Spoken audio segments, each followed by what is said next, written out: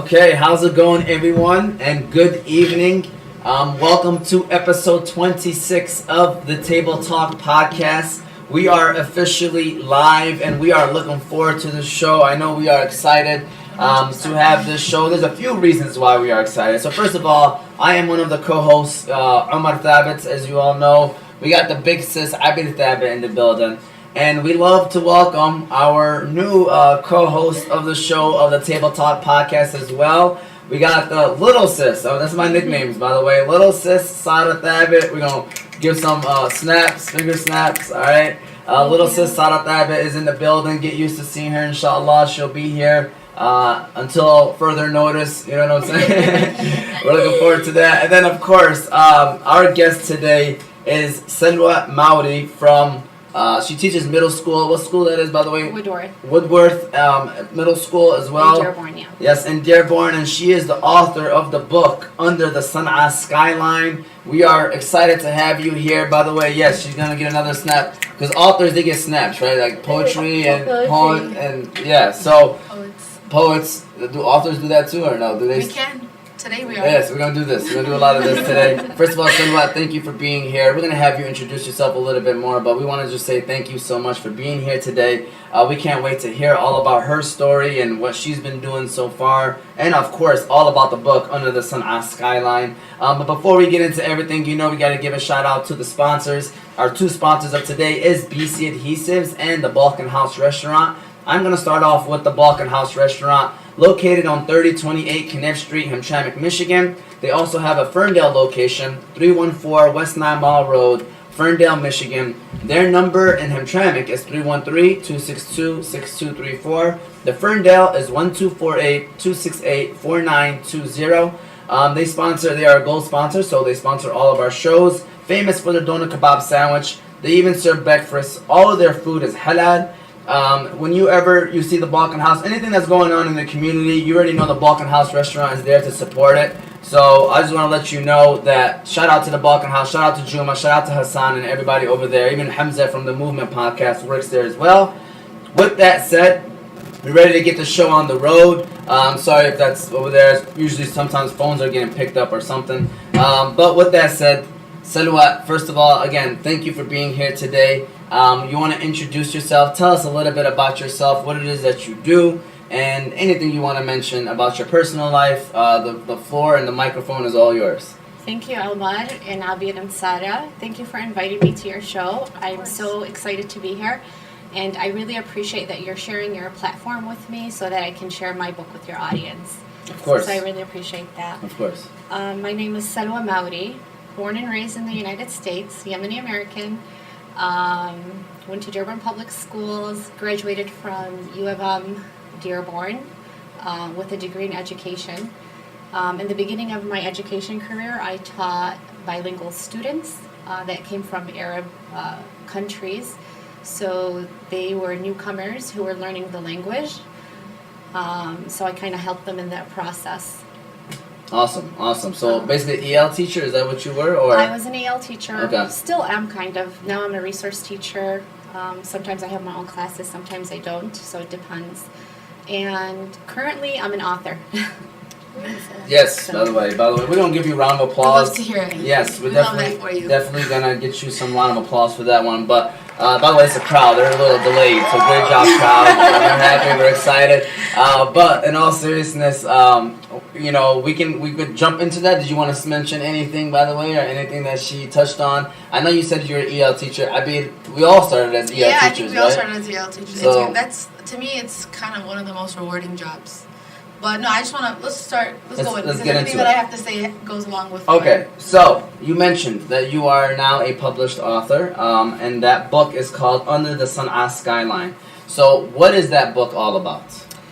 So it's soon to be published. It will be out in about 2 months. Okay. So I'm a soon to be published Soon to author. be published, yes. Yeah. So Under the Sana'a Skyline is an attempt by me to highlight the Yemeni culture and Yemeni values, which I consider to be very noble values. There are values that Yemeni people have held on to for centuries and continue to hold on to regardless of everything that's going around in their region or the world.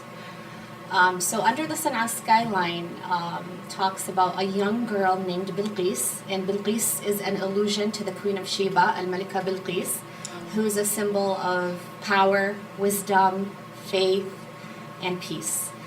She's very revered in Yemen, so I thought it was fitting to have the protagonist of the story be named after her, especially since Bilqis is a prevalent name in Yemen, so I thought it would be very empowering for young girls.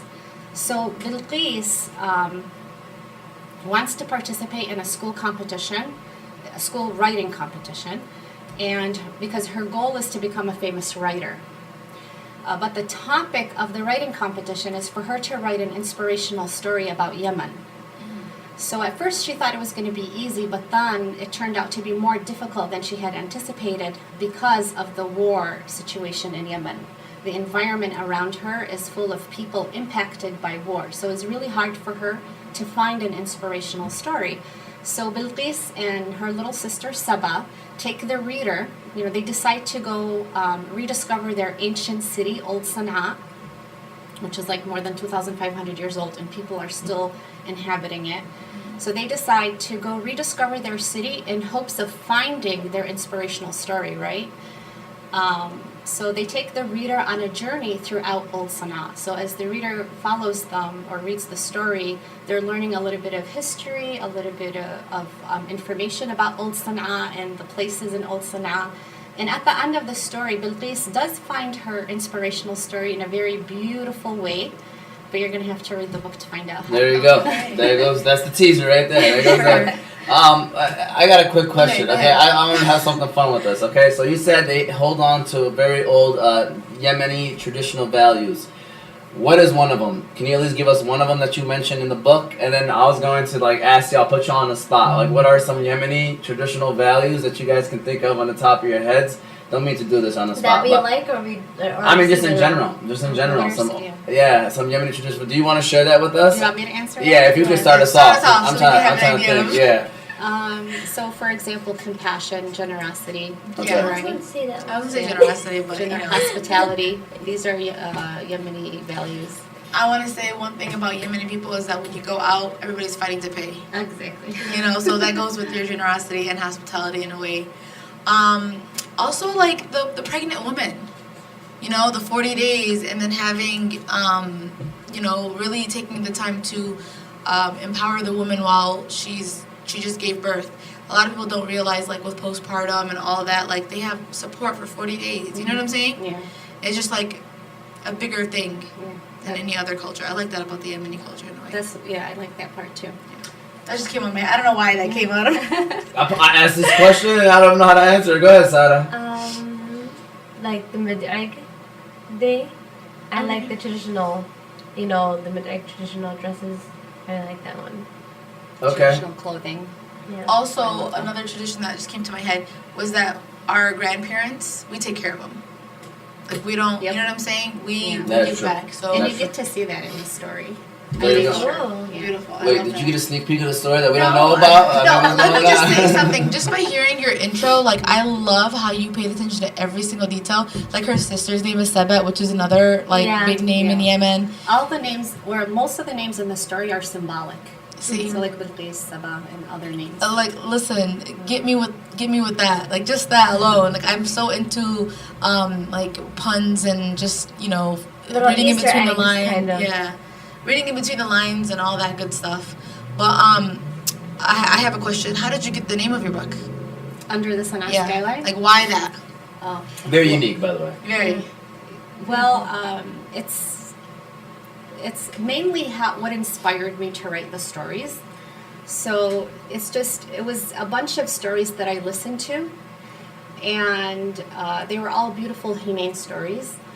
And I just thought, that all these stories are happening under the Sana'a sky, right? And then I thought of Old Sana'a and its unique skyline. It's beautiful. It's different. It's different than any other skyline in this world. So I just brainstormed with my sister, one of my sisters. We kind of brainstormed different titles, and we came across this one, and we decided to go with it. it also sounds a little poetic. Mm-hmm. Yeah, it does. Yeah, so that's why I liked it.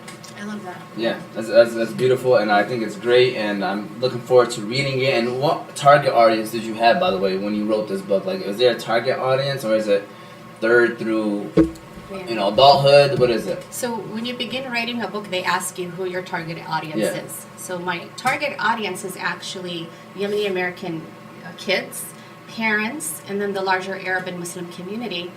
And if it's successful with them, of course, it's people from the other communities will read it as well. Yep, to learn about the culture Exactly. and everything. You know, I was telling you beforehand was it's also a great book for people that want to learn about the culture or have students that are Yemeni, so they can better understand where they're coming from and just get that cultural appropriation in an easier way within asking someone bluntly like, hey, why do you guys do this? Or why do you guys do that? When they could just read your book and then have a better understanding of, where the students are coming from. Yeah, and Yep. self-representation. Did you have a I wanted to say something. picture book too, by the way?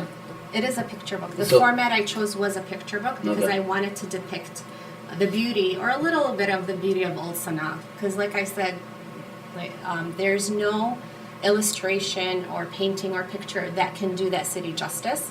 You actually have to visit it and get a, feel it. Yes. We were best at I just want to say that I'm so happy the main character is a female. So just saying. 'Cause Couple of female. for our Yemeni, Yeah. it's just That was actually deliberate. Yeah. for sure. So I love that. That is awesome. That is awesome. So, speaking of that, maybe we can ask about, I guess we got the answer for the main character being a female, but what inspired you overall to write the story? Like, what made you want to do this? I know you kind of touched on it, but maybe you want to get into it a little bit more. So, what inspired you? So there's so many reasons why I decided to write this book. There are three main reasons, but I'll talk about two because I know we're talking about representation later. Yeah. So the first reason was a few years ago when the war started in Yemen. That war changed Yemen drastically. People's lives changed 180 degrees from one single event. Like, people lost family members, they lost homes, they lost businesses, they lost their livelihood. Yeah. People were not, lost their salaries. Up till now, people go to work and are not paid, especially educators. But that hardship, that impact on people was not being shown on the news. So you watch the news and it's very surface. There's nothing in depth. It doesn't show how regular people like us are facing these hardships on the ground. So the only time I got real news was when I called my mom, who at that time lived in Sana'a. And my mom is a very good storyteller. So she would tell me story after story about different people and what they're experiencing and the hardships that they're going and how the war has changed their lives. And those stories left me very emotional, right? And then I started to write them down. And those stories, many of them didn't end happily, really. However, at the end, I realized that they always left me with a feeling of hope. And then when I went through them, I realized it was because all these stories that my mother told me had common themes.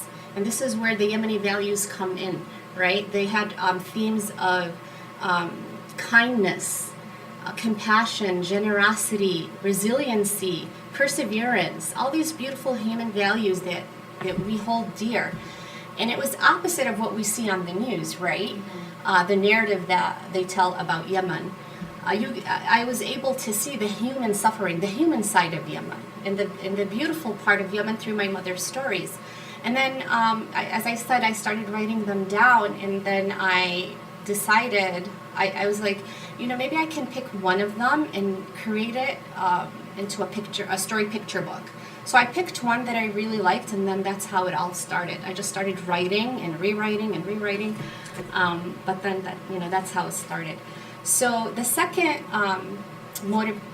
inspiration for me was the Old City of Salah. Do you guys know anything about Old City of Salah? Babylon.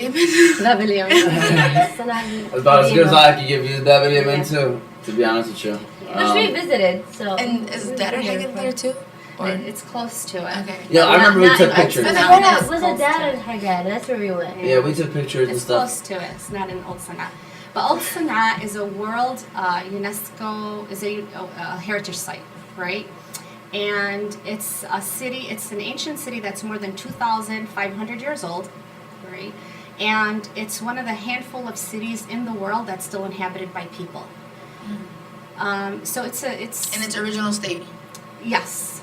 So it's a walled city with a gate. When you walk into that city, it's like you're walking back in time because you have ancient buildings, ancient houses, artifacts. You have one of the oldest markets in Old Sana'a that still exists till today, and people still visit it. And so it's really unique and different than any other city in this world. And then one day I was on social media and I saw this video on Facebook, and this woman was talking about how Old Sana'a was like slowly slipping away from us, like the houses were crumbling, collapsing, and because of war, floods, and neglect. Because in times of war, people don't have the resources to preserve their heritage sites. And that made me feel so sad because I did see the city and I know how beautiful it is, and it's a heritage site. You know, it's something, it's for all of humanity, and we're losing it. So I thought how sad that the world is losing the city without even knowing it, you know? So I decided that the setting in my story is going to be Old Sana'a, and it's a way for me to pay homage to that beautiful ancient city. You know, hope before we lose it. Hopefully we won't. You know, something will be done. But Inshallah. that's my second reason. That's awesome. That's awesome. I love it.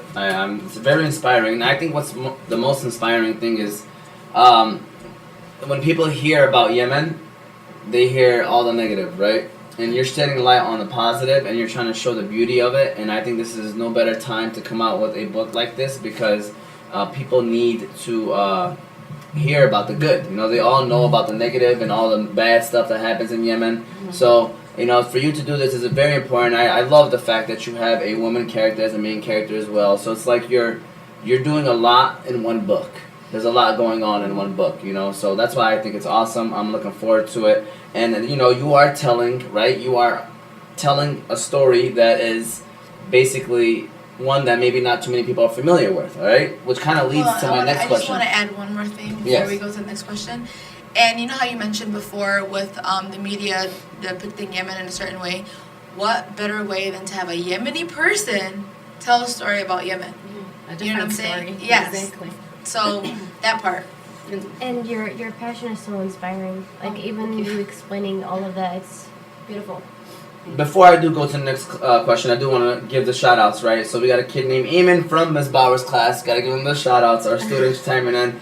Khaled saying, "True, best show on Tuesday night. #1 supporter, by the way, Cal Trey." My wife said that's beautiful. Can't wait to read it to my class. Definitely one of those books that is going to be read to our students. I already know Abby's going to be reading that book to her students. I think I might be gifting all of the teachers, too. That's just something that I would want them to have in their libraries for sure. Yeah, just so they could understand, and because the majority of our students are Yemeni students. So with that said, let's go back to now. Why is it important for people to be the author of their own book? Basically, tell their own story about their own life. So I'm actually going to start off with Sada on this one. I'm sure that you can be able to answer this and shift it over here, and it will come back to you, Salwa. So, Sada, why do you feel like it's important for someone to be the author of their own book?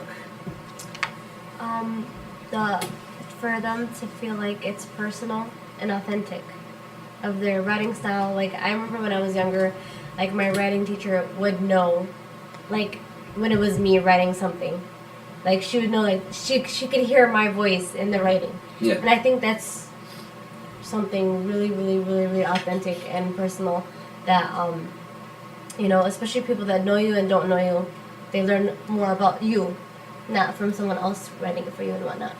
How about you, Abid? Why do you feel like it's important for people to be the author of their own book? I think that everyone has their own story to tell. No one can tell anyone's story better than themselves. Mm-hmm.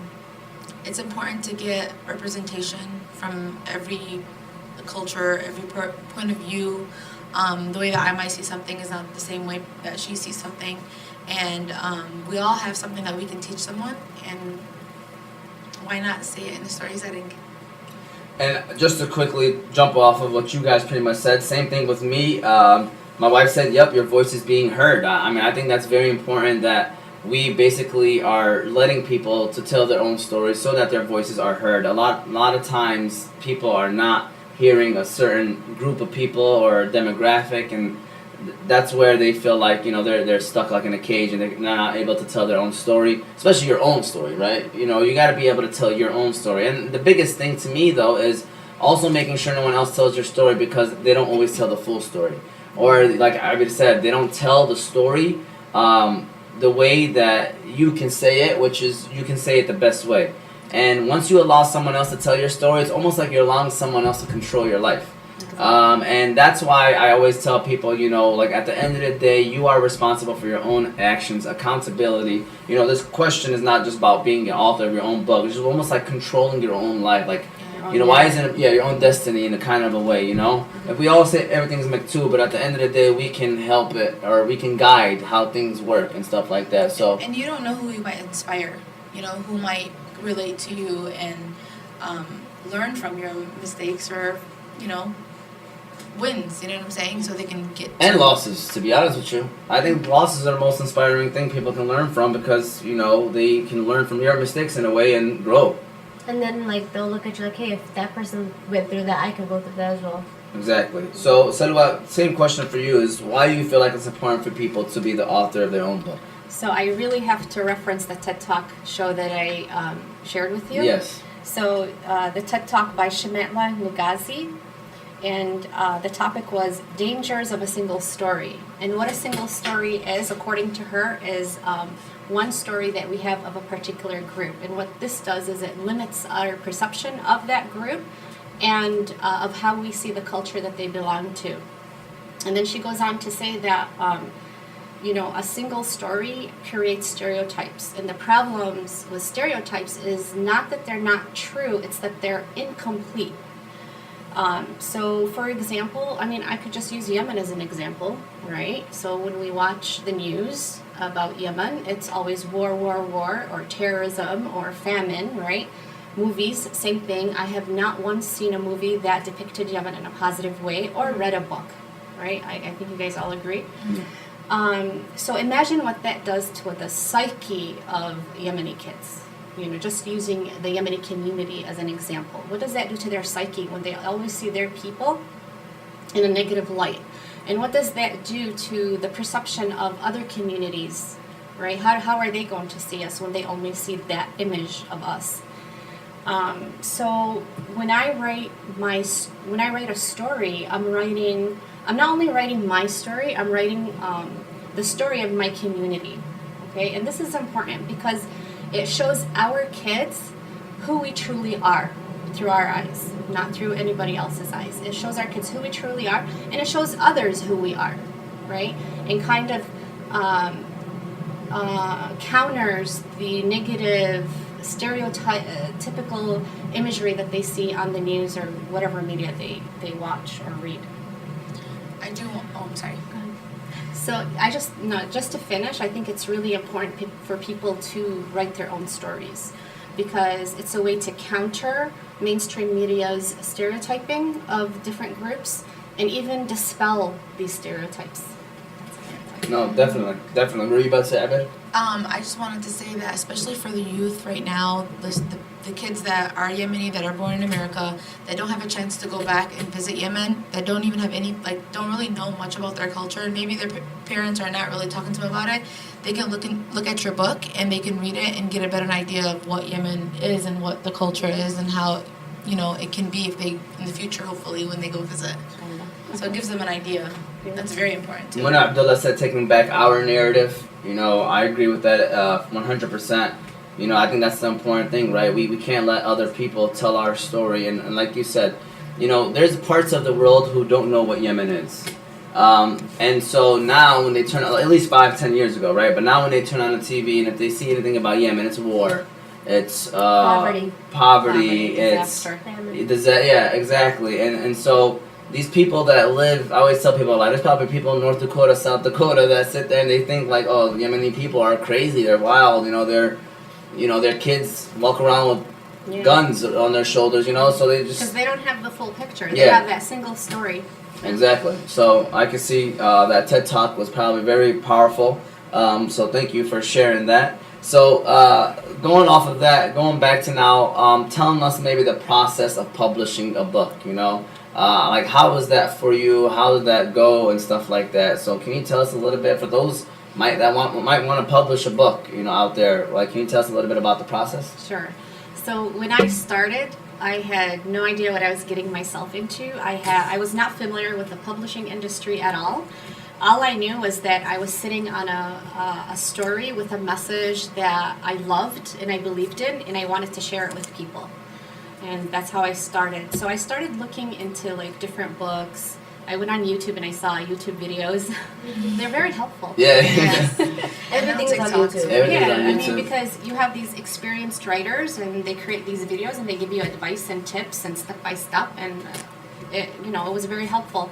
So, but I focused like on the creative part, like the writing, what's gonna, how the illustrator is gonna depict each page and each spread. I focused on that aspect of publishing. The technical aspects I was not familiar with, and to be honest with you, I didn't have time to like look into it and study it. So the technical aspect and like the legwork and all that, I hired a company. So I currently work with Zarina Al-Amin, who is the founder of Book Power Publishing. And she's amazing. She's been on this journey with me from day one. And I don't think I would have made it this far without her help, because she's very knowledgeable in this area. And you guys should have her on your show. No, we would love her. Yeah. We'll love her. Yeah, she's Is- We're amazing. gonna get her information for sure. Yeah, we need her information, and because is she the one that's publishing your book as well? Yes. Editing it? Yeah, so she has a team of Yeah. editors and people that work on it. And what was the company called again? Book Power Publishing. Book Power Publishing, and is this in Michigan, I'm assuming, It's in right? Michigan, yep. Okay. She sounds like she Arabic or She's African American, Oh, okay. Muslim. Yeah. Okay, nice. Okay. Well, yeah, we definitely got to get her on. I know Abid was interested in doing some publishing. Yes, but mine is not such a very powerful message. It's a funny story. It's not, but That's it hilarious. depicts. Fine, it's okay. We'll talk after for sure. Yeah. It's an idea. It's out there. Talk to Zarina. She's the one. She's the one you gotta get in contact with. So, I mean, the show's flowing. The show's rolling. If you're watching live, first of all, if you want to call in, the number is 313-306-1750. Again, the number is 313-306-1750. You want to chime in, give Salwa some kudos and tell her congrats, or give Sada a shout out. She's officially on the Table Talk show, co-hosting, so she's in the building. So if you feel free to, you want to call in and say something, we can definitely say something. If not, we're gonna keep the show rolling. Wait, were you done talking about your process or? Yeah, I think I am. Yeah, that was Yeah. So, So basically, whatever you don't know, just hire people. yeah. I just wanted to tap into more of the creative aspect. I know the hardest thing is to have someone see your vision. Like, you wrote the book, so to have someone depict it in the pictures, like, did you have to go through a lot of people? Was that something that took the longest? Like, Yeah, I think finding an illustrator took a long time for me, because it was very hard to find a good match that saw my vision and understood what I wanted. And I wanted an illustrator that could connect with the Old City of Sana'a, because most of the events happen there, and the characters, and would depict it in a respectful way. Like, can do justice to the city, basically, and respect its people, and depict it in a beautiful way. How long was the process? About 2 years. I've been, How maybe exciting more. for you, though. Yeah. Probably more. it's like sitting on a secret. Did you have somebody, the illustrator, be like Yemeni or Muslim, or are they non-Muslim? Just because of the fact that you said you need to find somebody that kind of understood it and had an idea. It's hard to give somebody words unless they like kind of seen something similar to it, Yeah. So how did you go? Who did you So find? I went through a few illustrators, and then I finally met someone, Mary Sharada. She's Lebanese American, Okay. and we met, and I felt like she understood. Like, she read the story, she connected with it. So I liked the part where if you connect with it and you love the story, you're going to take ownership and you're going to make sure that you do a really nice job. And she really delivered, you know, with the characters and the setting. She did a nice job. I've seen a couple of the pictures. They look pretty. They look Thank beautiful. you. Thank Yes. you. So we're moving on to representation. All right. I think this is important to talk about.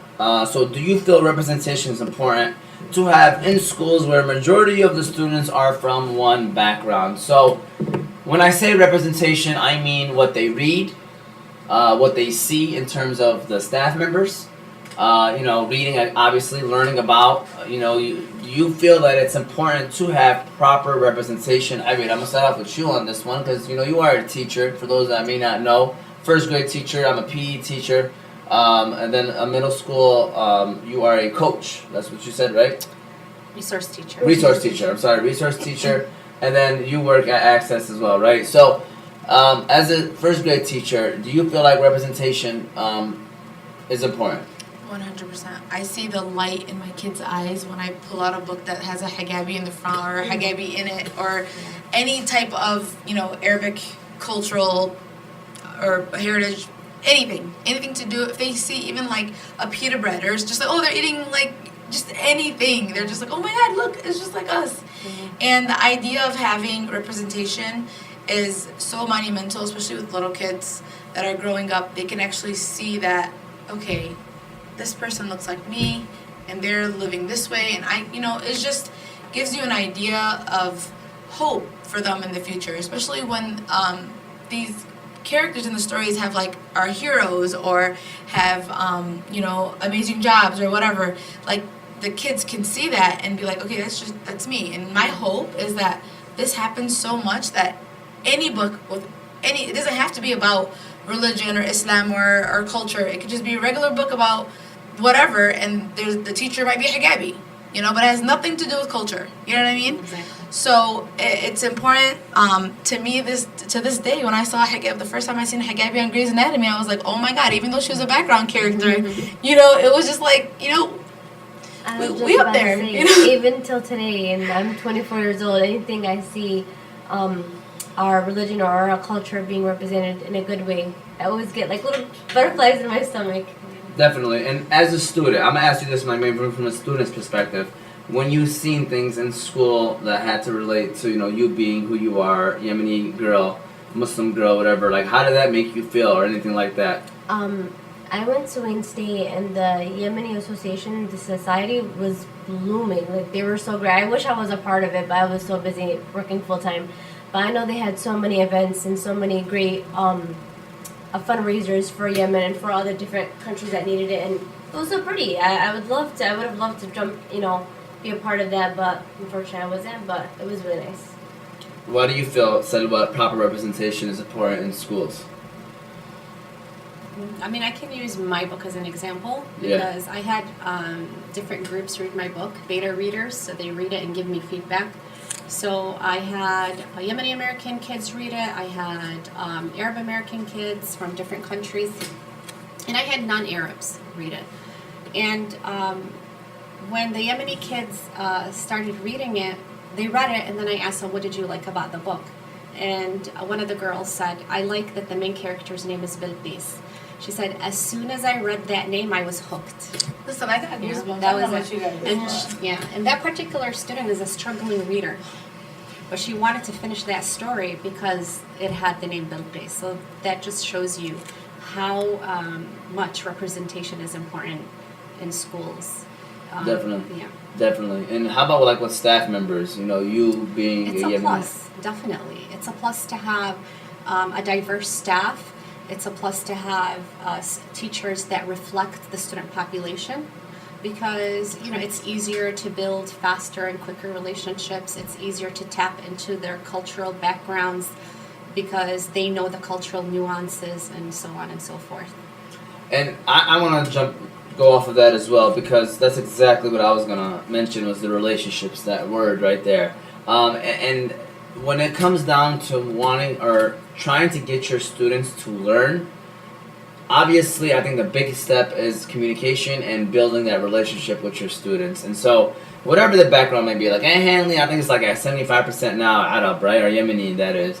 So it's like, you know, at Hanley, you know, there's a reason why a lot of the students, I mean, a lot of the classrooms that are doing well has a lot to do with the people that are teaching in those classrooms. And I'm not saying some of the students take advantage of it and they act rude to other teachers and want to be nice, which is wrong.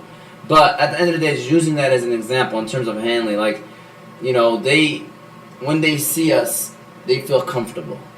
Like the middle school boys, I know, like they don't want to talk to anyone else. When it comes down to like being honest or figuring out why they did what they did, they want to come down and have a conversation with me, and they're gonna have that conversation. And I think that's important because we want to build that relationships. We want to make the students feel comfortable, and just having that proper representation. That's what it does. These students are probably don't have the greatest relationships at home, or everybody's busy nowadays. So to have somebody in a building that you can go and talk to, and they know in the back of their minds that you understand, because you're either from the same background or from the same neighborhood, or from the same religion or whatever it is. So like when they come to you with these problems, they're coming to you knowing that you'll understand what they're going through, without even having to say it. And so that trust thing and that relationship thing is important. Were you about to say something, Sada? And I firsthand understand that because I went to a school that had a lot of Yemeni background as the teachers and the principals and whatnot. And honestly, all those teachers I literally still love till today. And because of the relationship we grew. And in the school and out of the school. They've taught me so many things that I take till today as well. And it was so cool when I was younger seeing a Yemeni teacher, having a Yemeni teacher. And it was like in the beginning where like that was very rare. So like I was really inspired, like wow, I want to finish college. I want to, get my degree and do something as well. So yeah. And like even the cultural aspects, I remember when I was a kid, I never wanted to wear henna because my teacher's gonna be like, Me too. no, seriously. I know Emmett, if you're listening, Emmett knows what I'm talking about too.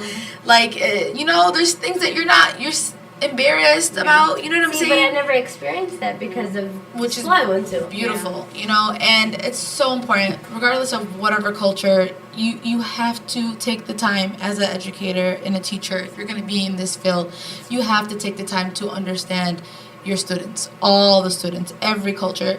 Talk to them, get to know them, be open with them, have them bring stuff to share. Let them feel comfortable with who they are and proud of who they are, regardless of any race. It's a melting pot. We're all supposed to get together and learn about each other and love one another.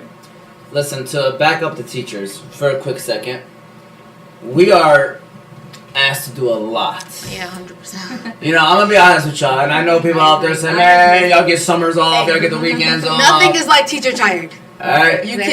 Nothing's like teacher I tired. can relate. So, my thing is that, but what I recommend, the reason why I said this, because what I recommend is doing a professional development on cultural awareness. No matter where you're from, you need awareness. If I go ahead and worked in, Any wherever, job. any job, you know what I'm saying, that's not majority Muslim. If I go somewhere else, I should do something where I learn about the culture that's in that city, the environment and stuff like that. Because I remember when we had a professional development at Ham High, like that one was very impactful because it was making people very uncomfortable in the room. Like people were so uncomfortable in the room, and it was more focused on African American students. But just in general, minority students, and I remember when that professional development was happening, like I was just sitting back there, like whenever they say something in the back of my mind, I'm like, yep, that teacher be doing that, like they definitely be thinking that, like, but it was very impactful because like everybody was like dead silent, like they couldn't say anything, and the way that they went about it, like it was great, and I just think that it's very important for every school to do that because I think it's important to understand where your students are coming from. Like these students, and I don't blame the teachers because, they got to go out their way to learn this stuff.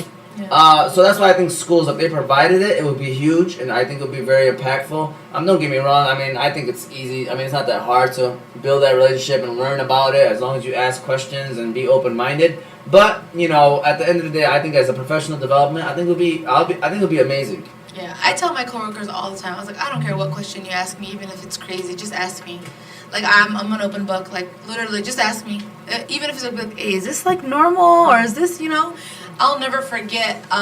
Someone told me a story that they didn't hire a Arabic man because he wouldn't shake their hand, And I'm like, oh, in our religion, we're not supposed to touch the other, race or whatever. And they're like, oh my God, if we knew that, we would have never thought it was rude. And we would, and it's just the matter of understanding culture. That's it, So. You meant a different gender. Yeah, different gender. That's what I meant to say. Sorry, gender. Oops. Teacher tired. Teacher tired. No, but thank you for catching that, guys, because we were gonna. Yeah, we're gonna say that. So our comments would have been flooded. What are you talking about? Here we go. I mean, what are you talking about? Here we go. Muna Abdullah said, "Is it expensive to hire an illustrator?" Yes. Hey. Yeah. If you want quality work, yeah. Yeah. So that's pretty much. And that answers your question. I guess it depends. Like, if you work with, it depends who you work with. If you work with overseas people, the price is going to be a little bit less. But it's also harder to work with somebody from overseas.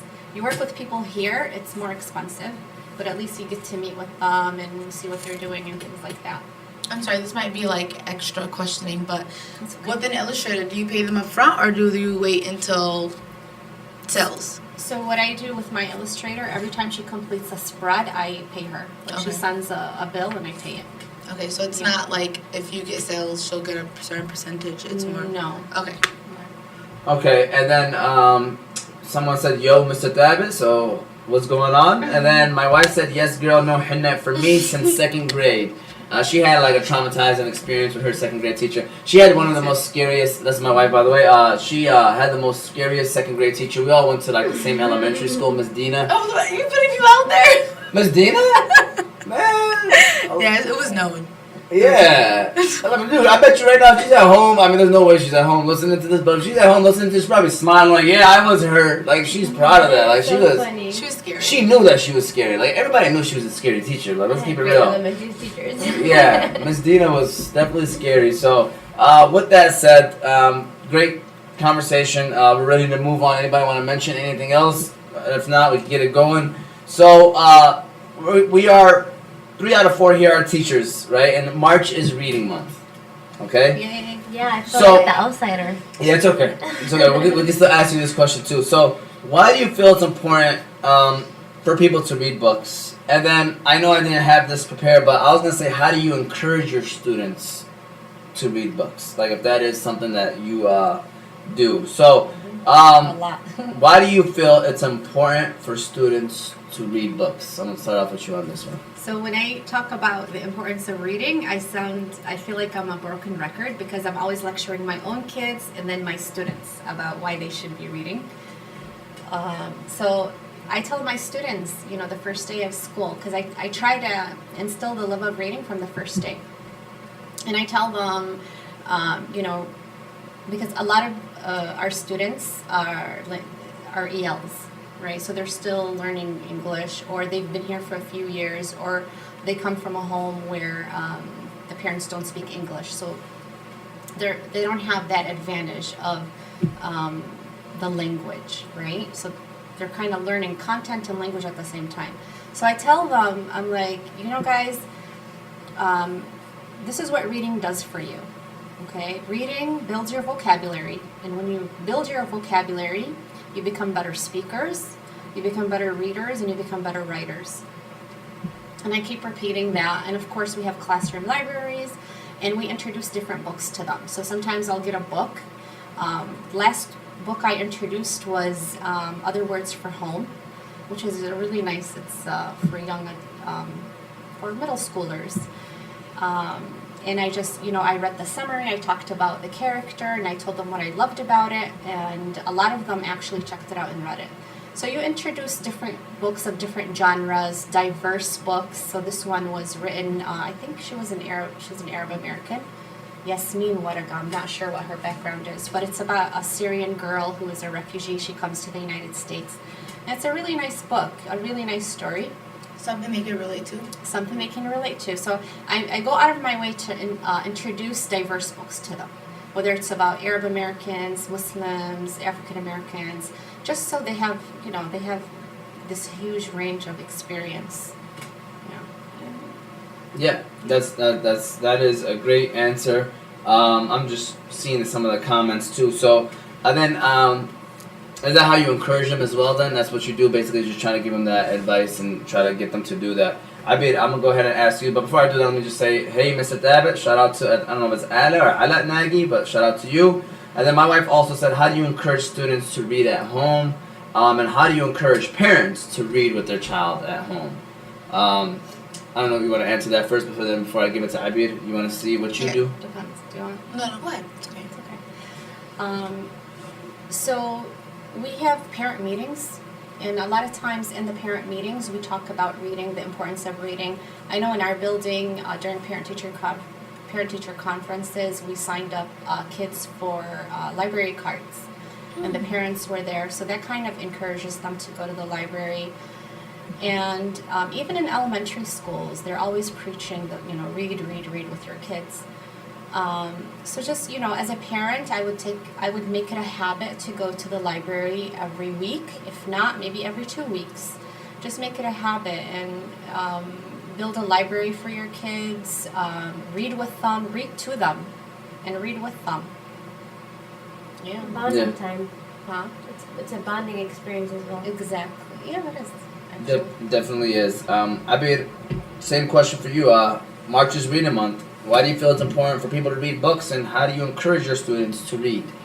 I wanted to kind of piggyback off of you because you have middle schoolers. People don't realize middle schoolers are kind of like the hardest to get to read. They either love to read when they're reading, or they're like, no, I don't want to read. You know what I'm saying? I have first graders, so they come to me and they still don't know how to read, so they're scared, they're intimidated.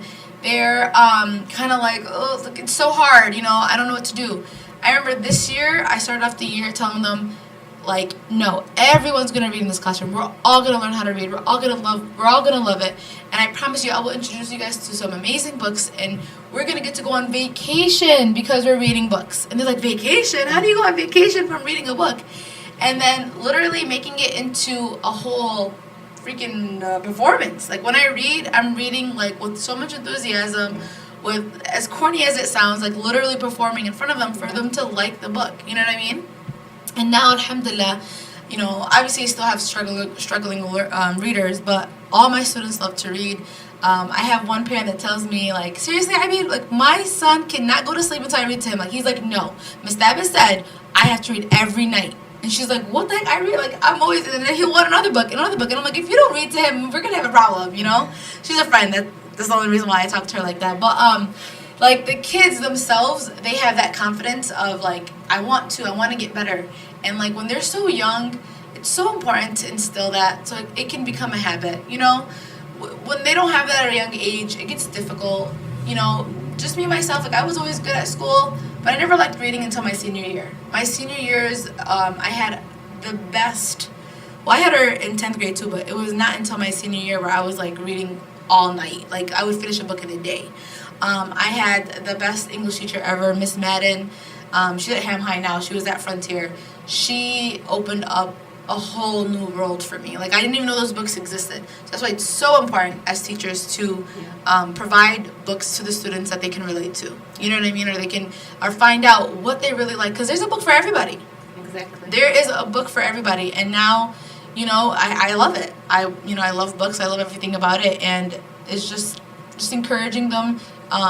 What is it? When you expose them to books that they will like. Make it fun. I know with us in March, we do so much activities. Every week we have something going on. We have Flashlight Fridays. We give out tickets for kids caught reading. Like, it's just really reader-driven, fun activities, and just, promoting it, literally. So, Sada, why do you feel it's important for people to read books? Personally, I was never a book reader, but to go back to what you said as well, I wish I was in a younger age, because you do learn so much vocab. And that's the one thing I'm a little insecure about. I want to learn more words, because when you have the vocabulary in your mind and the synonyms of all these different kind of words, you just sound smarter. You sound really smarter. So yeah. And then I want to just quickly mention this. First of all, it's Sosen and Ala. So shout out to Sosen and Ala. And then also Mana, your sister. So proud of you, said what? Chimed in as well. But this one's for Sosen and Ala and any other students who are watching this. See, wait, hold on. I'm feeling a little bit offended. They giving shout outs to Mr. Yeah. You know, I'm so sad that my first graders probably can't really get on here and type. But I was an EL teacher for years. So there's a lot of kids that I touched out there, and I'm waiting for some shout outs. All you gotta do is add miss. We got one. No, actually, it's just an R. But so said Ada, anybody else that's watching, the reason why I feel like it's very important, by the way, everybody that says something that is 100% great reasons, I just want to add on just by saying, like, for that moment, whatever it may be, if it's a first grade book or if it's a middle school book, you are lost for that however long you're reading that book. And what it does is, number one, you are educating yourself about whatever it is that you're learning. So if you're learning about, you know, the Holocaust, right? Or you're learning about that time of life, like when you're deep into those books, you're learning about what those people were going through at the moment, and you kind of are educating yourself. And number two, this is another way when you're reading a book to get away from where you're at the moment, you know, like, and, you know, people don't get a chance to travel the world, you know, especially, you know, Yemeni people, some of us are still stuck in that mindset of, you know, stay home, or we might go out, hack at once in a while, no vacation, or if it's a vacation, it's Yemen, right?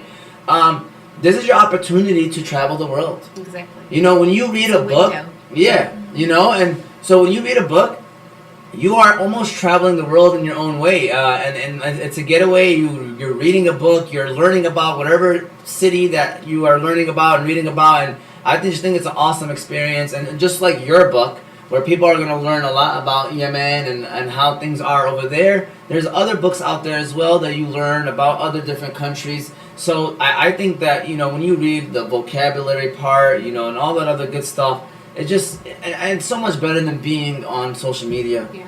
And that's what our kids are doing, our students are doing too. Yeah, I just wanted to add one more thing. It's when kids read, they really build their background knowledge. And as a classroom teacher, like, I'm sure you can relate. Like, I can tell the readers from the non-readers. Mm-hmm. The students that read have a lot of background knowledge. So whatever you're teaching, they can make those connections, so they learn quicker. 100%. Right? As opposed to the students that don't read.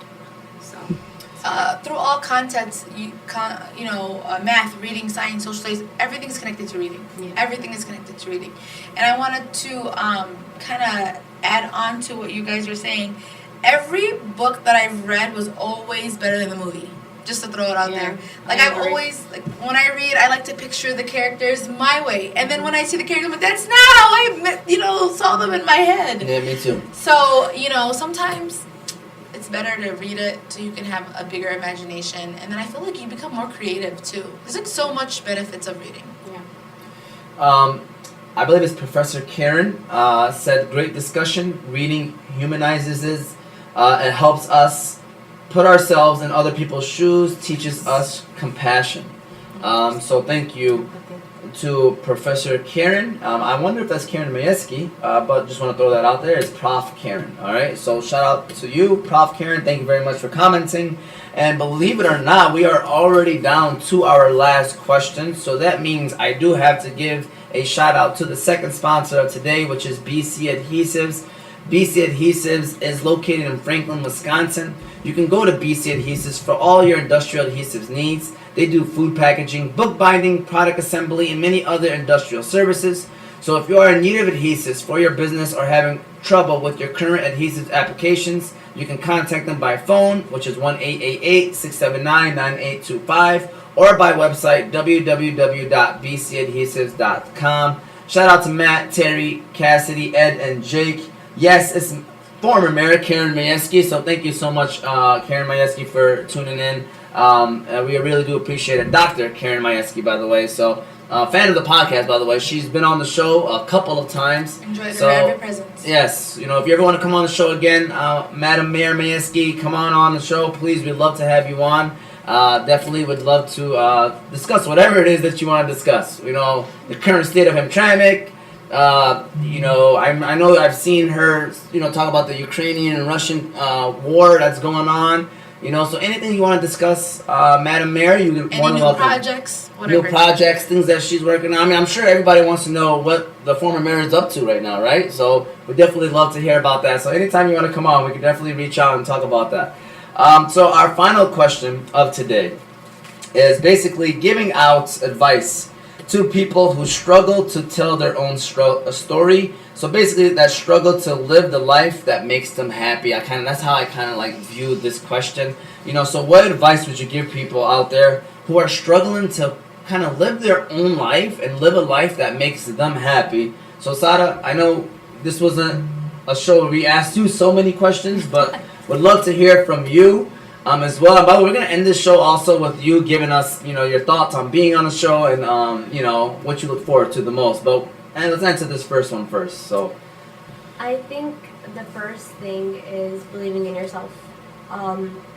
When you realize how much power you have with your own self, with your brain and your heart and whatnot, you literally could do whatever and anything in this world. Also is surrounding yourself also with positive people, positive situations, going out there and figuring out what do you want, got the words in my mouth. Your likes, dislikes. Yeah, what are your likes, what are your dislikes and whatnot. And when you find that out, I think even with me, like, and when I'm starting to find out, you learn from yourself. You change all the time. And then when you find out what you like and what your dislikes and whatnot, and then you separate, you know, positives to negatives, you literally can persevere anything. So yeah, it's really important for you to just believe in yourself and really go out there and just give it a chance. Because the worst that could happen is you could fail and then, you know, you can move on and learn from it. I like it. I love it. I love it. So, what advice would you give to people who struggle to tell their own story, Abir? Just be who you are. Don't be afraid to show the world your true colors. Everyone has their own story. Be unique. Try new things. Put yourself out there. Be comfortable with being uncomfortable. I think that was my biggest struggle growing up, is I loved being comfortable. Like, I didn't like anything that would cause me extra stress. I did things that I knew I would be good at, you know, and I excelled in them, and that was what I wanted to do. So be vulnerable, you know, put yourself out there. You never know, like, what you can get out from it. And who you can inspire. 100%. And then I wanted to mention, I forgot to mention throughout the whole podcast, but Ahmad also wrote a book. But his was, I wanted to yeah, I know, mention I'm like before. literally, I was gonna say, how about you? What was your yeah, experience? and I feel like, What's the name of the book? Life behind the scenes. It's about like a Muslim man living in America post September 11, 2001 era. and I feel like when you sit here and you say, why is it so important to write your own story? You know, no one motivated him. We didn't even know what he was doing that whole summer. He was locked in his room, writing, and we were just like, you know, no one even thought about it. But just the idea of believing in yourself and doing what your heart tells you is important. And it's your life. It's your pen. You know, don't let anyone else take it. And I'm going to let you close it out. So I'm just going to just say one quick thing about, I guess, people who struggle to write their own story. I think it's very important to find contentment in life. Whatever that may be, whatever it is that makes you happy, and just try your best to stay on that path. Because with this life that we live, everything is fast. Everybody is in their own world now. Everybody's busy. Everybody's growing. Everybody is, you know, with social media and with technology now, it's like even if we're around each other, it's like, are we actually there, physically there, or physically we're there, are we actually mentally there? So whatever it is, you just gotta find whatever it is that makes you happy and what makes you content, and try to just stick with that. And I think that's gonna help you, because I'm all about pushing and never settle. But I feel like contentment is a little different than settling, right? It's like being satisfied with the results. So at the end of the day, that's how I feel. I feel like being content with what you have is very important, and I think that will help you. For someone that is struggling to tell their own story, that would be a big one. So for you, what advice would you give to people who struggle to tell their own story? I think you three did a nice job, but I will say believe in yourself, because that's number one. Get rid of self-doubt. Number two, be proud of your identity. Be authentic, right? And don't give up. There were times throughout my writing process where I felt like giving up, but I didn't. I always came back and I tried and tried again until I was left with something that I was satisfied with. And the other thing is, I forgot what I was going to say. It's okay. It's okay. We could come back to you if you want. Seconds. Okay. Sada, this is your first official show as a co-host. So what do you feel like? What do you plan on bringing to the table? And what kind of feelings do you feel? And are you excited? Tell us. How do you feel? I realized, because we had a guest, I'm a little nervous today compared to when it was just us and Muhammad. Yeah. So I need to get that jitters out as That's soon good. as possible. This is the first show, so hopefully Yeah. you get it out. No, but I'm excited to learn. It's with every person to learn and experience, even watching like the other shows and whatnot. I'm so excited and I feel honored to be a part of this, and maybe my Tell words them. might. Tell them a little bit about your background and what Yeah, you can you bring. want to let So people what- know? Let people know who you are. Your degree, what you work, where do you My work? name is Sana'a Thabet. Make sure you speak up. Make sure you speak up. I graduated from Wayne State with my bachelor's in sociology, and I currently work for domestic violence survivors with Access. I am a transitional housing supportive housing case manager. So basically, we help some domestic violence survivors. We help them with housing and utility bills and just all this fun and cool stuff for a couple years and whatnot. So we empower them to get back on their feet and get independent and take back their Dignity. yes, exactly. Their livelihood. Their lives, their independence and all that. So our main thing is empowering, and that's in the opposite of enabling. So yeah. Love it. Were you able to come up with the third one? No, you already. No, but you gave us. Yeah, you gave us great advice. And by the way, I do want to just what you said. The identity. I struggled with identity. I think we all did. Yeah. So it's very Growing powerful. up, we all did. And as brothers, I'm gonna say that we weren't the greatest help with her struggling with identity. And listen, I'm more than happy to discuss it now that we're older and I can see it. Now that I have my own daughters too and stuff, so just want to throw that out there. But we didn't help. It's because of also the city that we lived in. It's what we known. It's we were growing up of what we seen and what we known.